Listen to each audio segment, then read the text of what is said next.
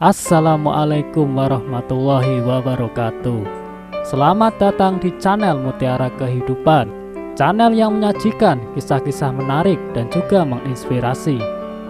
Kali ini kami akan membawakan sebuah cerita yang berjudul Dinikahi Pelanggannya yang Miskin. Beginilah nasib gadis penjual mie ini, sungguh tak disangka.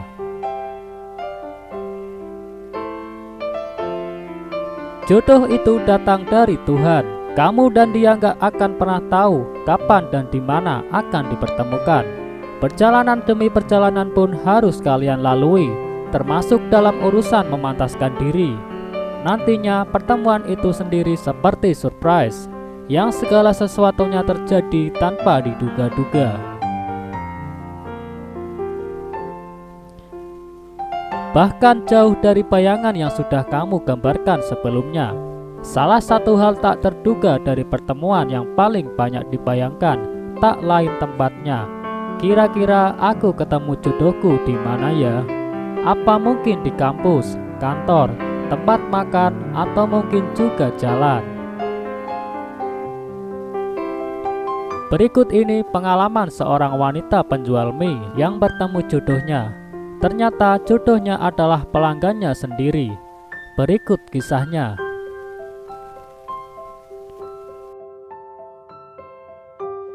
Demi merawat ibu yang terkena stroke dan menghidupi adik yang masih kuliah, aku harus banting tulang setiap hari mendorong gerobak roda 3 berjualan mie di pinggir jalan. Cukup dengan menata 2-3 meja dan kursi di pinggir gerobak, bisnis kecilku pun sudah bisa dimulai. Saat bisnis baik, pendapatanku bisa lumayan. Namun bila tidak baik, aku akan rugi karena bahan makanannya rusak. Ya, kupikir beginilah kehidupan orang miskin. Namun siapa sangka, gadis miskin seperti aku malah bisa menikahi bos kaya raya. Dulu dia sering sekali datang ke warung kecilku untuk makan mie. Setiap mampir ia selalu memesan menu yang sama, yaitu mie ayam, menu yang harganya paling murah.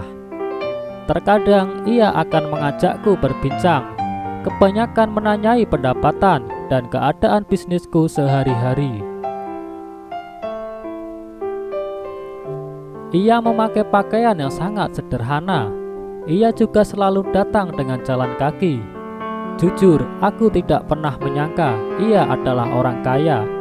Bahkan aku pernah berpikir ia adalah orang miskin yang super malas. Ya, malas masak sendiri. Sampai-sampai hampir setiap hari makan mie di warungku. Sampai suatu hari ia bertanya kepadaku, apakah aku punya pacar? Aku jawab, aku begitu miskin, ibuku sakit stroke, adikku masih kuliah, siapa yang bisa mau? Tapi tak disangka, ia malah menjawab, aku mau. Aku langsung terdiam, aku tidak berani menerimanya menjadi pacar. Namun sejak saat itu, ia pasti selalu muncul di depan warungku setiap jam 6 sore.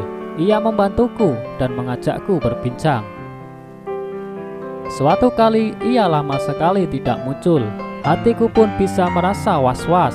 Apakah pria ini sudah berjanji dengan wanita lain? Tapi pada jam 8 malam ia datang. Dengan seekat bunga segar dibawa di tangan. Ia menembakku. Beginilah akhirnya kami mulai pacaran. Ia beberapa kali mengajakku ke rumah untuk bertemu dengan keluarganya. Tapi tekananku begitu besar. Aku tidak berani. Aku pun terus beralasan, nanti tunggu kondisi ibu baikkan dulu ya, baru pergi ke rumah kamu.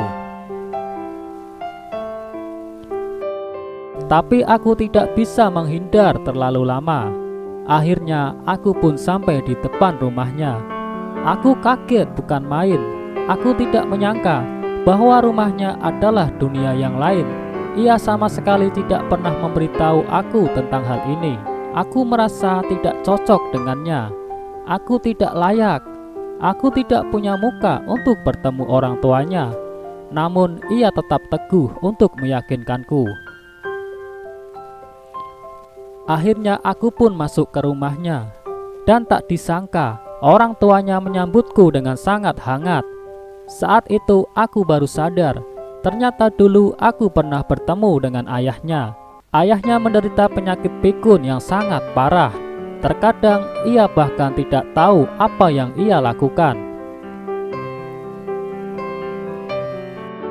Suatu kali ia tiba-tiba keluar dari rumah dan tidak tahu jalan pulang. Ia sangat lapar. Kebetulan warungku ada di depan mata. Ia pun langsung duduk di meja dan memakan mie bekas orang lain. Ketika aku melihat orang tua ini, aku tidak mengusirnya, melainkan mengganti mie-nya dengan semangkok mie yang baru. Setelah selesai makan, aku menanyai di mana rumahnya. Namun ia tidak bisa menjawab. Ia bilang ia tersesat. Akhirnya aku mengantarnya ke kantor polisi. Siapa yang sangka tindakan sederhana ini ternyata malah menjadi titik balik dalam kehidupanku. Setelah si ayah sampai di rumah, ia bercerita tentang aku. Akhirnya putranya, yaitu suamiku pun menjadi sering datang ke warung. Saat ini suamiku sudah memilikanku sebuah toko. Aku sudah memiliki karir sendiri. Ibu dan ayah mertua pun menyayangiku. Aku sangat bersyukur dengan kehidupanku sekarang. Adikku tahun ini tamat kuliah dengan lancar. Diriku sendiri pun tengah mengandung buah hati yang pertama. Wah, kehidupan yang baru saja mau dimulai. Meskipun dulu sangat sulit, namun semuanya tetap harus disyukuri. Kalau tidak ada kepahitan di masa lalu, aku yakin hidupku tidak akan seindah sekarang. Satu kalimat untuk suamiku. Terima kasih, aku sayang kamu. Dari kisah ini kita bisa melihat, asalkan kita berjuang, Tuhan akan memberikan pahala yang setimpal. Cinta sejati hanya bisa ditemui secara kebetulan, bukan sengaja diminta.